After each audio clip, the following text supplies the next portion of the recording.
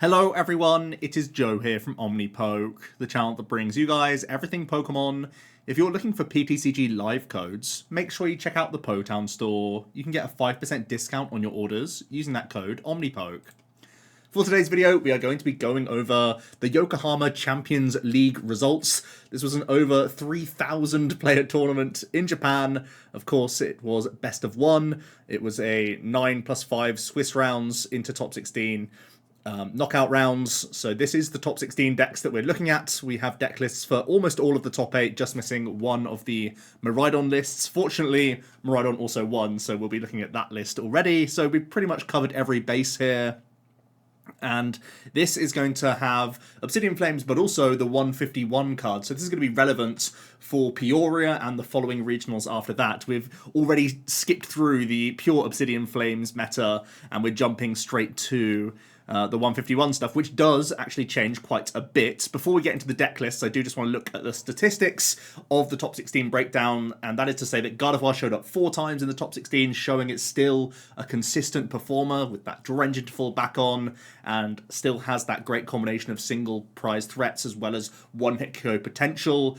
As well as the 151 cards, there is a promo card that we'll look at in a moment in some of the Gardevoir deck lists, which I don't really know when we're getting ourselves, so that's a small caveat to Gardy. In this format, seems to be buffed by a stadium that they have access to. Lugia's doing pretty well, Miraidon doing well, Tina's still in the mix, and then we have a couple of one-of decks. So let's have a look at the lists themselves.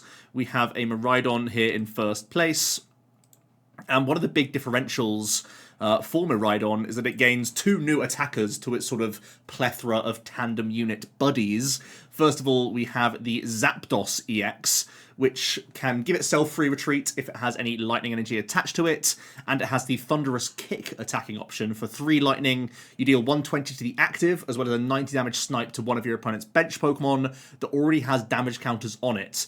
This is a really solid card, seeing as though we just hit out of range very often with Miraidon into like evolving EXs and V-Star Pokemon as well. So if we're able to hit something like, let's say a V-Star, an Arc for example, for 220, and then we push that to the bench with an escape rope or a boss's orders, then Zapdos can finish off that V-Star whilst also doing 120 to another Pokemon to set them up for a Miraidon play, or take out a single prize Pokemon. So Zapdos is really good in that regard. That's also why you'll see the Hawlucha in here for the flying entry. It gives the deck also a means of sniping. So it's yet another deck in the format where players now have to put down a Manaphy down to respect you. Otherwise, you can go Hawlucha Zapdos in a turn and take a multi-prize knockout into single prize matchups. Similar to how we've seen the Magnezone V-Star sneak into some Miraidon based lists, whereas the Zapdos is much more easily squeezable, and we can search out immediately via the tandem unit. So that's already a really good card. The one I'm more impressed with in many ways is this Mew EX. Of course, it's less searchable because it would have to be via a ball search card rather than Miraidon itself, but Mew EX seems to be the biggest card of the 151 set, certainly as a Pokemon. It's a 180 hit point Psychic type Pokemon, which actually helps Miraidon specifically cover its fighting weakness. The Mew even has a resistance to fighting, which is very handy. It has a free retreat cost, and it comes with an ability and an attack. The ability is restart. Once during a turn, you may draw until you have 3 cards in your hand. Every now and then, that's going to be handy. We know that Miraidon is an aggressive archetype, and we are going to get slowed down by Iono into the late game. So having a Mew EX gives you some protection. Of course, this is the same ability of Oranguru of the past. However, this is on a rule box Pokemon, so possibly a little bit weaker, making the deck overall weaker to Path to the Peak. But it also has the Genome Hacking attack for 3 colorless energy. You choose one of your opponent's active Pokemon's attacks and use it as this attack. This is absolutely massive and changes a number of matchups for Miraidon.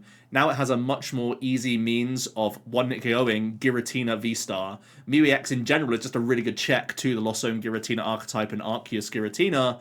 Yes, there is Raichu for some one-hit KO potential, but it seems like the Mew is more readily able to be powered up. You'll see that there's a Raihan in the deck list as well as the 2/2 liner Flaffy, and I think that is a nod towards trying to get Mew powered up in a turn to immediately just respond on certain Pokemon like that Giratina. It also opens up more avenues for spread potential for Miraidon. If we can gust up a Radiant Greninja, you can actually copy that attack with Mew EX as well, so it can once again force Manaphy down even against this archetype, which is really cool.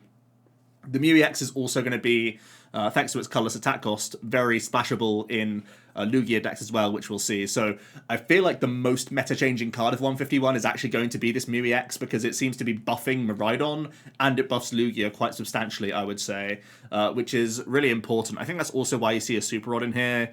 It allows you to be aggressive with your researches, knowing that you have lots of one-of crucial cards, and even your Flaffy to an extent as well, is so that you can have that recycling the matchups where it's relevant. So yeah, Mew seems to be a really, really cool option.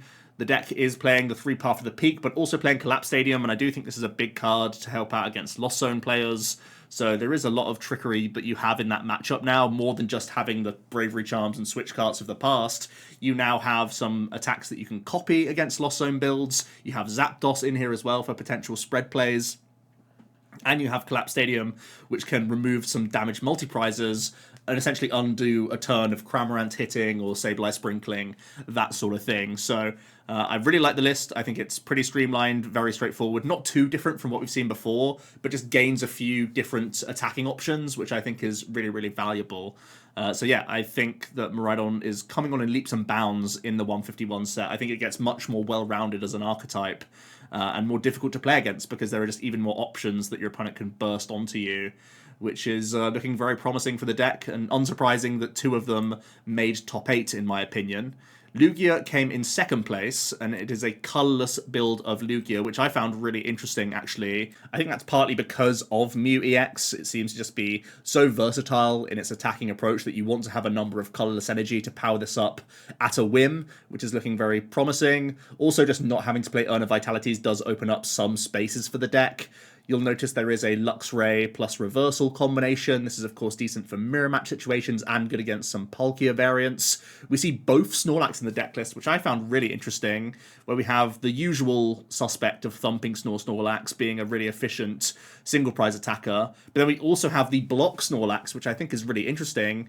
It forces Gardevoir players to be playing those pennies or those switches, otherwise you can have that backdoor win condition of Gust Trap deck out people, which I think is really interesting, and that can also be the case against other archetypes. We've seen recently, at least in the Western meta, that a number of Lugias have been cutting Jet Energy, for example, so there are ways that you can just trap, you know, random Radiant Greninjas or Radiant Serenas or something like that, and suddenly you have a deck out win condition. That might be partly why we see 4 copies of Boss's Orders, so that this deck has that backdoor option to just block things out of the game, which could be pretty interesting as an approach to have here, and another dimension to Lugia when, at the very least, Collapse is still dealing with other single prize Pokemon and being a headache for them. So seems like a really good include in the colorless based build.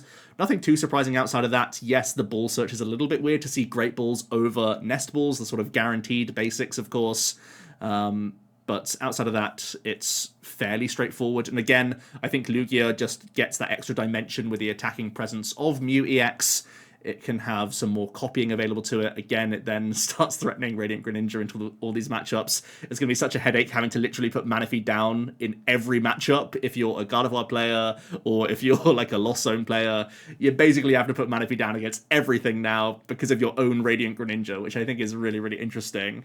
And again, just causes a bit of a shift in the format just from this card existing, which is a really cool thing to see, I think. But also just is more concern for decks that are having slower starts and have a lot of lower hit point Pokemon. But I suppose it then means that Greninja comes into play at your own risk. You realise that at any point a Mew EX could ruin your day. We then have in top 4 a Rapid Strike toolbox. Nothing too surprising, nothing we haven't seen much of before. I think this actually looks very similar to the NAIC winning list. It's playing 1 less Forest Stone, I know that much, but it's a very similar in concept. Still seems to be powerful. Oh, it's playing a Spiritomb as well, right? Still seems very powerful. Yes, there's Mew EX, which is a concern because it gives decks an additional type coverage to hit into Urshifu. But ironically, Urshifu's damage output is low enough that a Mew EX doesn't knock itself, you know, it doesn't knock out an Urshifu, right, cleanly, but what they can do is a rapid flow into your active for a huge chunk of damage and take out, for example, Octillery or something like that. So just a small thing to be concerned about there, but Mew isn't like the be-all and end-all of this archetype, just because Urshifu's damage output itself isn't hugely impressive, which is kind of a funny thing to see. But in general, we know that this is that dodge and weave archetype. You can avoid the Mew players, you can avoid to some extent the Lugia players. although I think your matchup is much better into colorless Lugia than it is against single strike Lugia, actually, because the T-Tar can knock through Intel VMAXs, whereas the colorless build has a harder time KOing stuff. Yes, they have the Luxray plays, but that's sort of in the Rapid Strike players' hands, whether or not they want to be ahead on the prize race, etc. So, yeah, interesting build, certainly, and it still seems to be powerful going into 151, even though it doesn't gain any new cards, per se. In top 4, we have a Gardevoir EX deck, and this is where we'll see the gym promo, the Moonlight Hill Stadium. Once during each player's turn, that player may discard a basic psychic energy from their hand to heal 30 from all of their Pokemon. So this allows you to once again lean heavily into the Shining Arcana Gardevoir and just be a very one-prizey attacking archetype. That's why you're obviously seeing 2 copies here in addition to the reversal energies, and we're seeing that heavy count of 3 rare candy. In this top 4 list, we don't see anything like Forest Seal Stone plus Luminion. We just see really high counts of the ball search cards and whatnot, playing 4 physical stadiums in the deck list to give yourself a lot of coverage and bounces to that Path of the Peak, and you see that slightly higher count of back up to 11 Psychic even with the 2 Reversal Energy, and that's just showing how important this new stadium is for healing off your Gardevoir so the Brainwave can push itself even further, which is looking really good. And I think Mirage Step is kind of just here to stay, especially in a best-of-1 format. It feels like if you have a slow start as Gardevoir, you lose the game, whereas if you at least have Mirage Step available to you, you can have a slow start, step your way into the game, and still have a decent time. So, yeah, pretty solid list. Somewhat surprising to not see a Worker when you're already playing Palpad. Somewhat surprising not to see Luminion Forest Seal Stone, as it was proven at the World Championships. But these are similar builds that we've been seeing in the online space at the very least. We have another Lugia deck in the top 8. This one is playing the Nest Ball, so the sort of more standard approach that we've come to know. This one is also playing that Weird Ear V with the Frontier Road as a different type of 1-hit KO option that was actually not present in the second place list, so a small adaptation there. But Weird Ear does give the deck another means of having some higher damage output, just in a sort of general field when you're not hitting for weakness necessarily with like Drapion, for example. There was another Gardevoir in top 8. This one is also playing its own copy of Mew EX, which is pretty interesting. Again, just gives decks more dimensions. People don't expect a Mew EX necessarily in Gardevoir either. This could certainly be a surprise factor card in mirror match situations if your opponent doesn't get a Manaphy down and you just get Candy turn 2 and bring up their Greninja and do some spread plays. There's just some dirty things that Mew can do really at different times, so cool card, has to be respected. It can give you some trade potential into a Giratina as well, where you put less self-damage onto the board, if that makes sense, than like a Zacian, for example, loading itself up so heavily that then a Sableye can come in and immediately punish you. So there's just a ton of plays you can make with Mew that's just so versatile and powerful. Again, we're seeing a list where there's no Worker. We're just seeing 4 physical stadiums in the deck list. So once again, quite similar to the previous builds, just with the Mew EX coming into the list. Unfortunately, we don't have Shun's version of Miraidon, but we do have probably the most interesting build here in top 8 of Charizard EX. Yes, we have a 70 hit points Charmander now. It even has an attack that can get rid of a stadium, which isn't too shabby if you have nothing else to do on your opening turns. But we do see a Charizard actually make top 8 of a 3,000 player tournament, don't forget. So this is really, really relevant, and it's very different from what we've seen as of late from the Pidgeot Arceus builds. It's actually incorporating a 4-3-2 line of Refinement, Curlier, and Gallade. Turns out just Refinement is that powerful that can be used to supplement even this archetype, and giving yourself Buddy Catch is not quite as powerful as the likes of Pidgeot, but still gets the job done in a lot of cases where you are getting the crucial Ionos when you need them, the boss's orders when you need them, and a research when you just need that deeper dig into the deck, giving you some Iono proofing on your own end, which is very powerful. And as you can see, there is a reversal energy in the deck, and that is so you can use that Swirling Slice attack as well. 160 damage and can move an energy from this Pokemon to one of your benched Pokemon. It can be a way that you can try and skew that prize trade in the mid-game. It also gives you a means of having Psychic type coverage as well, which could be helpful against Rapid Strike decks, right? So something to bear in mind. The key takeaway here is that it just leans into the Mysterious Tail Mew super heavily. You give yourself the Artisans as well as all of these ball search options with VIP, Level, and Ultra Ball, And of course, you'll notice the 4 copies of Jet Energy, so that you can constantly jump into the active with your Mew, get some mysterious tail value, try and find those mid-game candies, that vacuum whenever you need it, the rods for some recycle, even just grabbing more level balls and more ultra balls to get your Curlies and Gallades online. This is just going to be a card that you keep dipping with over and over thanks to Jet Energy in the deck. It seems to be a more powerful option than just playing like item cards in the form of Switch, for example, because there are many situations where Charizard will be tanking in the active. You can then jet in with Mew, get that payment to retreat, and go straight back into that same Charizard. Obviously, with that higher level ball count, it helps the Curliers, but also means Charmeleon's worthwhile in here.